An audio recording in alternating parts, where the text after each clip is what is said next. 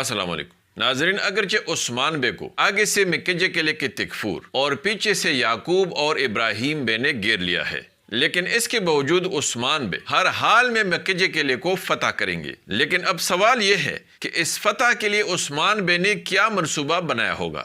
کیا کوئی نیا یا پرانا تاریخی کردار اپنے سپاہیوں کے ہمراہ عثمان بے کی مدد کے لیے آنے والا ہے، یا پھر کسی اور کے ذریعے عثمان بے اپنے دشمنوں کو حیران کرتے ہوئے مکہ قلعے پر اپنی فتح کا پرچم لہرانے والے ہیں؟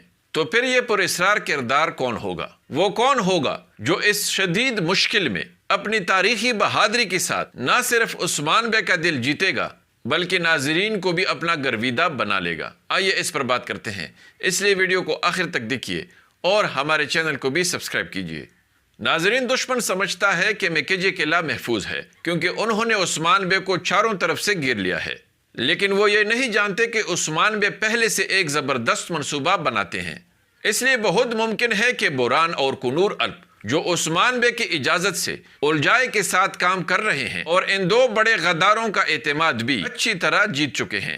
اس لیے ناظرین، بہت ممکن ہے کہ یہ دونوں بہادر جنباز اندر سے اچانک مکہ قلعے پر قبضہ کر لے، کیونکہ ناظرین یہی وہ واحد مقصد ہے جس کے لیے یہ دونوں جانباز بہت پہلے سے دشمنوں کے صف میں شامل ہو گئے تھے، اور اب اپنے اسی بہادرانہ اقدام کی وجہ سے عثمان بے نہ صرف ان کو معاف کریں گے بلکہ بہت ممکن ہے کہ ان کو اپنے پرانے عہدے بھی واپس دے دے۔ اگر ایسا ہوا ناظرین، تو نہ صرف ابراہیم بے اور بازنطینیوں کے درمیان اتحاد ٹوٹ جائے گا بلکہ اس وجہ سے ابراہیم بے اور یعقوب بے کے درمیان بھی پھوٹ پڑ سکتی ہے۔ اس طرح ان دونوں بڑے غداروں کی نہ صرف ساکھ برباد ہوگی بلکہ یہ دونوں بہت کمزور بھی ہو جائیں گے اور آئندہ کبھی بھی ایسی جرت نہیں کر پائیں گے۔